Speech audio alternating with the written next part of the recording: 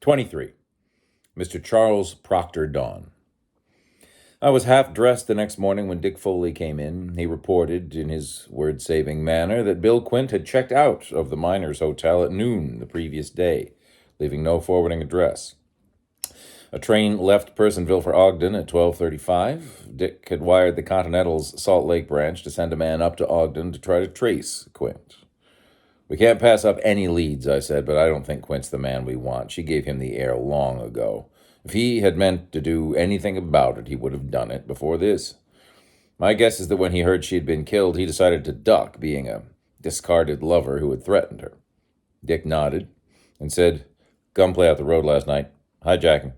4 trucks of hooch nailed, burned." That sounded like Reno Starkey's answer to the news that the big bootlegger's mob had been sworn in as special coppers. Mickey Linehan arrived by the time I'd finished dressing.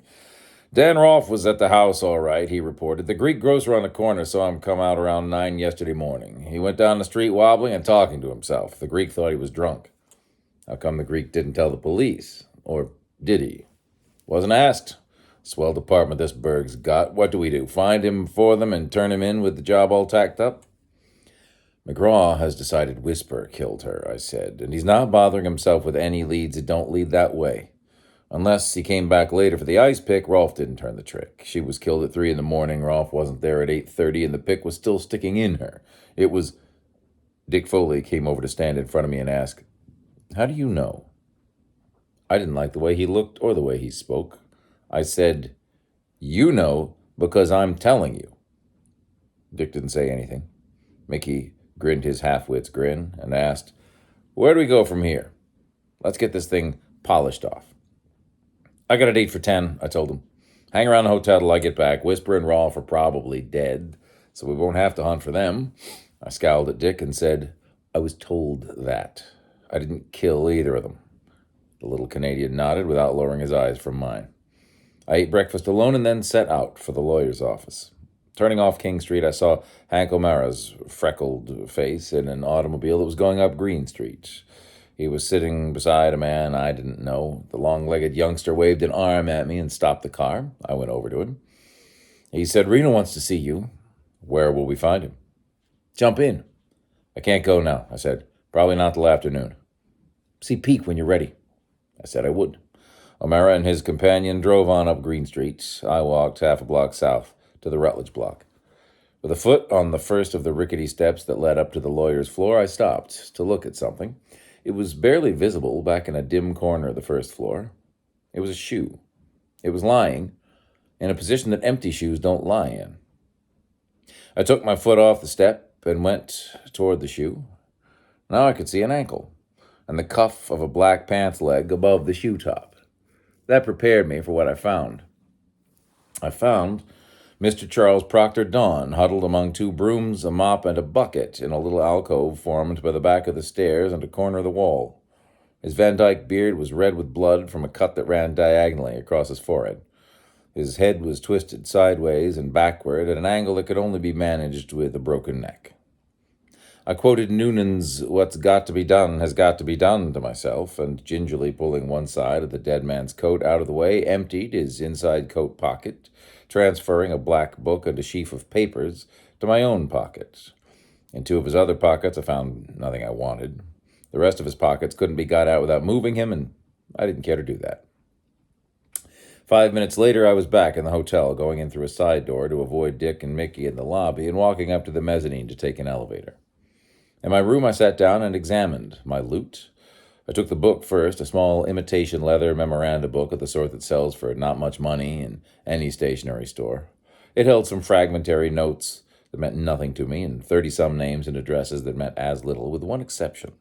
Helen Albury, 1229A Hurricane Street. That was interesting because first, a young man named Robert Albury was in prison, having confessed that he shot and killed Donald Wilson in a fit of jealousy aroused by Wilson's supposed success with Dinah Brand. And second, Dinah Brand had lived and had been murdered at 1232 Hurricane Street, across the street from 1229A. I did not find my name in the book.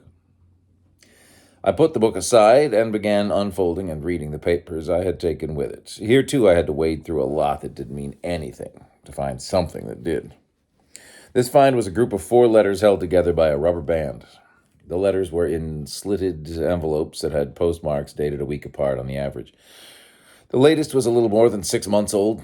The letters were addressed to Dinah Brand. The first, that is the earliest, wasn't so bad for a love letter. The second was a bit goofier.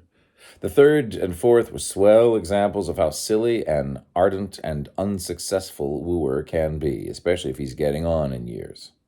The 4 letters were signed by Elihu Wilson. I had not found anything to tell me definitely why Mr. Charles Proctor Don had thought he could blackmail me out of $1,000, but I had found plenty to think about.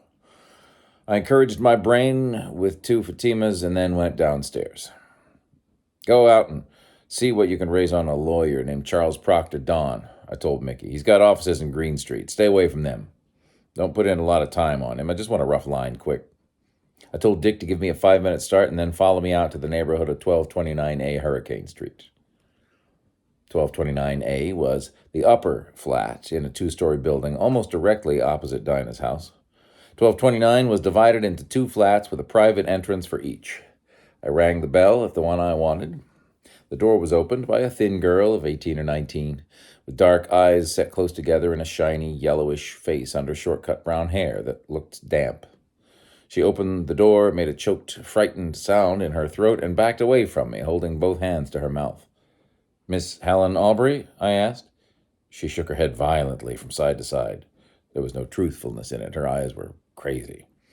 I said I'd like to come in and talk to you for a few minutes, going in as I spoke, closing the door behind me. She didn't say anything.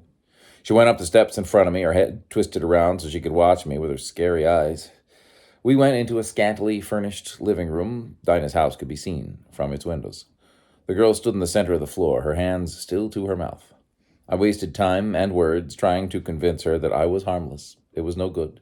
Everything I said seemed to increase her panic. It was a damn nuisance. I quit trying and got down to business. "You are Robert Aubrey's sister?" I asked. No reply, nothing but the senseless look of utter fear. I said, "After he was arrested for killing Donald Wilson, you took this flat so you could watch her. What for?" Not a word from her. I had to supply my own answer. "Revenge. You blamed Dinah Brand for your brother's trouble. You watched for your chance. It came the night before last. You sneaked into her house, found her drunk, stabbed her with the ice pick you found there." She didn't say anything. I hadn't succeeded in jolting the blankness out of her frightened face. I said, "Don helped you, engineered it for you. He wanted Elihu Wilson's letters. Who was the man he sent to get them, the man who did the actual killing? Who was he?" That got me nothing. No change in her expression or lack of expression. No word. I thought I would like to spank her. I said, "I've given you your chance to talk. I'm willing to listen to your side of the story. But suit yourself." She suited herself by keeping quiet. I gave it up. I was afraid of her. Afraid she would do something even crazier than her silence if I pressed her further. I went out of the flat not sure that she had understood a single word I had said. At the corner, I told Dick Foley, "There's a girl in there, Helen Aubrey, 18, 5'6", skinny, not more than 100 if that. Eyes close together, brown, yellow skin, brown short hair, straight, got on a gray suit now. Taylor. If she cuts up on you, throw her in the can. Be careful, she's crazy as a bedbug." I set out for Peak Murray's dump to locate Reno and see what he wanted. Half a block from my destination, I stepped into an office building doorway to look the situation over. A police patrol wagon stood in front of Murray's. Men were being led, dragged, carried from pool room to wagon. The leaders, draggers, and carriers did not look like regular coppers. They were, I supposed, Pete the Finn's crew, now special officers. Pete, with McGraw's help, apparently was making good. His threat to give Whisper and Reno all the war they wanted. While I watched, an ambulance arrived, was loaded, and drove away. I was too far away to recognize anybody or any bodies. When the height of the excitement seemed past, I circled a couple of blocks and returned to my hotel. Mickey Linehan was there, with information about Mr. Charles Proctor Don. "He's the guy that the jokers wrote about. Is he a criminal lawyer?" "Yes, very. This fellow Aubrey that you nailed, some of his family hired this bird Don to defend him. Aubrey wouldn't have anything to do with him when Don came to see him. This three-named shyster nearly went over himself last year on a blackmail rap, something to do with a person named Hill, but squirmed out of it. Got some property out on Libert Street, wherever that is. Want me to keep digging? That'll do. We'll stick around till we hear from Dick.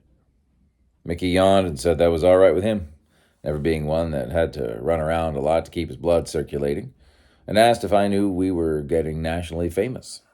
I asked him what he meant by that.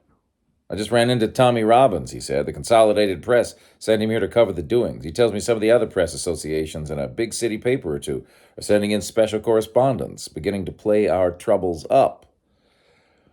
I was making one of my favorite complaints, that newspapers were good for nothing except to hash things up so nobody could unhash them, when I heard a boy chanting my name. For a dime, he told me I was wanted on the phone. Dick Foley. She showed right away. To 310 Green Street, full of coppers. Mouthpiece named Dawn killed. Police took her to the hall. She's still there? Yes, in the chief's office. Stick, and get anything you pick up to me, quick. I went back to Mickey Linehan and gave him my room key and instructions. Camp in my room, take anything that comes from me and pass it on. I'll be at the Shannon around the corner, registered as J.W. Clark. Tell Dick and nobody. Mickey asked, "What the hell?" Got no answer, and moved his loose-jointed bulk toward the elevators.